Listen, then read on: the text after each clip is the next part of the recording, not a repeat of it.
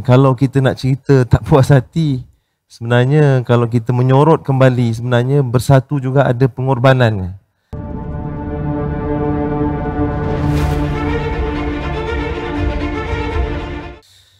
Saya fikir bila tubuhnya Kerajaan Perikatan Nasional, masing-masing parti mempunyai peranan yang tersendiri. Tak benar kalau ada pihak mengatakan bahawa UMNO ini tidak diberi peranan penting dalam Kerajaan Perikatan Nasional. Kita nak beritahu bahawa semua pihak ada peranan yang penting, yang masing-masing mengemudi kementerian-kementerian yang bukan calang-calang. Kalau kita nak senaraikan UMNO itu sendiri, kita lihat UMNO diberi tanggungjawab untuk menjadi Menteri Kanan Pertahanan sebagai contoh.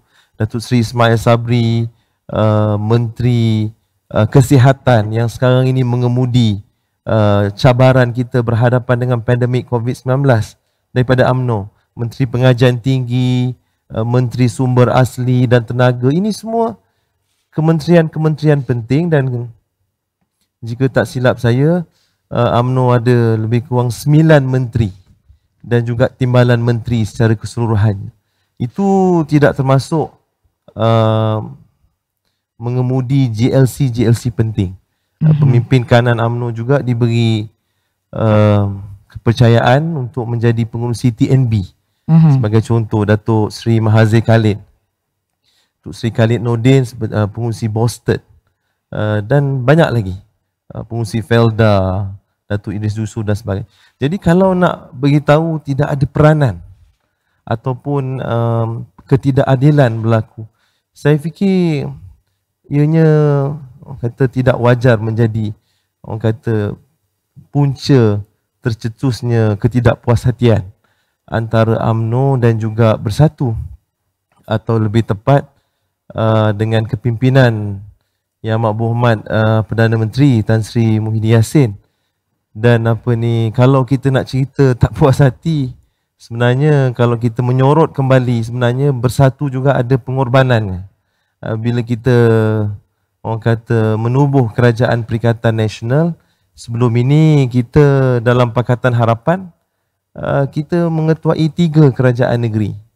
Menteri Besar Johor, Menteri Besar Kedah, Menteri Besar Perak. Dan saya fikir semua pun tahu apa terjadi. Sebaik kita menubuh Kerajaan Perikatan Nasional, kita hanya berjaya mengetuai Kerajaan Negeri Perak.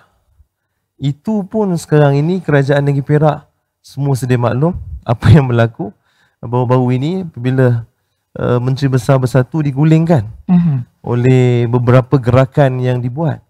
Jadi ini menunjukkan toleransi yang begitu tinggi oleh Bersatu kepada UMNO. Dan kalau kita lihat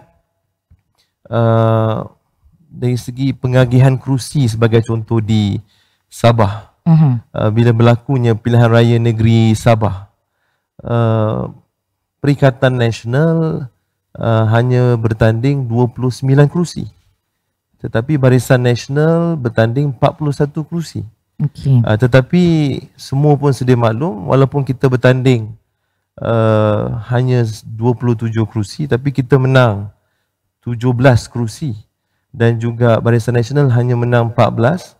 Di situlah orang kata terjadinya bila Perikatan Nasional diberi peluang untuk menjadi Ketua Menteri Sabah atas dasar meritokrasi tadi.